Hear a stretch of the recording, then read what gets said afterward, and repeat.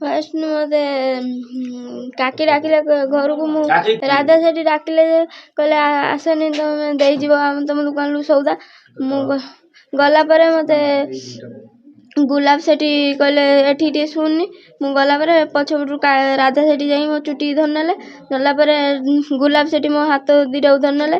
ଧରିକି ମୋ ହାତ ଗୋଡ଼ ବାନ୍ଧି ଦେଇକି କାର୍ ଭିତରେ ବସେଇଦେଲା ପରେ ନେଇଗଲା ପରେ ତିଡ଼ିର ସେ ଓହ୍ଲେଇଲା ପରେ ତିଡ଼ିର ମୋତେ ମାରିଛନ୍ତି, ଧମକେଇଛନ୍ତି ତୁ ବାହା ହେବା ପାଇଁ। ମୁଁ ମନା କରିନି ଯେମିତି ମୋତେ ମାରିଛନ୍ତି। ମାରିକି ତାପରେ ନେଇକି ଗଲେ ଷ୍ଟେସନ୍ରେ। କେଉଁ ଷ୍ଟେସନ୍ ସେ ଷ୍ଟେସନ୍ ନାଁ ମୁଁ ଜାଣିନି।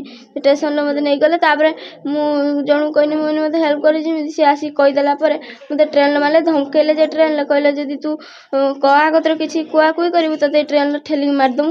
ଆଉ ମୁଁ ସେଇଠୁ କାହାକୁ କିଛି କହିଲିନି ଡର ମାରେ। ତାପରେ ନେଇକି ଗଲେ। ତାପରେ ଦିଲ୍ଲୀରେ ଓହ୍ଲେଇଲା ପରେ ତାପରେ ଛାତ ବି ମୋତେ ପୁଣି ଧମକେଇଲେ। ଓହ୍ଲେଇଲା ପରେ ରୁମ୍କୁ ନେଇକି ହାତ ଗୋଡ଼ ସେ ରୁମ୍ ବନ୍ଧା ହେଇଥିଲା ସେ ରୁମ୍ ହାତ ଗୋଡ଼ ବାନ୍ଧି ତାପରେ ରୁମ୍କୁ ନେଇଗଲା ପରେ ରୁମ୍ରେ ମୋତେ ପୁଣି ପଚାରିଲେ କହିଲେ ତୁ ବାହା ହେବ ନା ଇଏ କରିବୁ ନା। ଧମକେଇଲେ। ମୁଁ ମନା କଲା ପରେ ବି ମୋତେ ମରାଧରା କଲେ। ତାପରେ ମାରିକି ମୋ ମୁଣ୍ଡ ଫଟେଇ ଦେଇଛନ୍ତି। ଆଉ ମୋତେ ଚେଙ୍କା ଦେଇଛନ୍ତି ମୋ ଗୋଡ଼କୁ। ଆଉ ମୋ କତିନା ତାପରେ ମୋ ନାକର ଛାନିଆ ମିଞ୍ଜା ନେଇଯାଇଛନ୍ତି। କାନଫୁଲ ନେଇଯାଇଛନ୍ତି। ପାଉଁଜି ଯେମିତି ମୁଁ ଗୁଲାପ ସେଠି ନା କହିବି କନେ ଆଉ ସିଏ ଗୁଲାପ ସେଠି କହିଲେ ଯେ ଏସିଡ୍ ତାକୁ ଢାଳିକି ମାରିଦିଅ ସେପଟେ ଫେଙ୍ଗି ଦେଇ ଆସିବ। ଫେରିନୁ ସେ ତାଙ୍କ ସାନ ଭାଇ ଯେ କହିଲେ ଯେ ଆଉ ସେ ଭାଇ ସେ ବୁଝିଛନ୍ତି ତାକୁ ନେଇ ଛାଡ଼ି ଦେଇ ଆସିବା। ଆଣିକି କୋଉଠି ବାଇପାସ୍ କତିର।